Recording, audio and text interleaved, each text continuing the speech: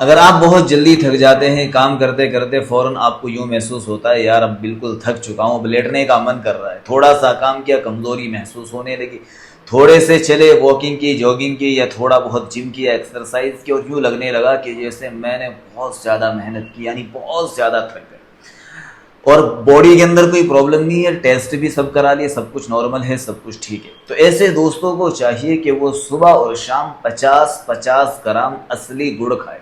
असली गुड़ थोड़ा सा उसके अंदर कालापन सा होता है, हल्का सा।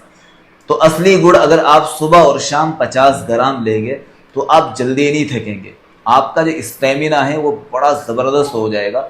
आप जिम भी करेंगे, एक्सरसाइज करेंगे, जॉगिंग वॉकिंग या फिर कुछ भी काम करेंगे, अपने घरेलू रोजमर्रा के जो काम है वो भी करेंगे, आप जल्दी नहीं थकेंगे, यानी आपको अपनी बॉडी के अंदर एक एनर्जी फील होती रहेगी। तो इसको लीजिएगा, करिएगा और अपने दोस्तों के साथ इस वीडियो को शेयर जरूर कीजिएगा। बहुत शुक्रिया।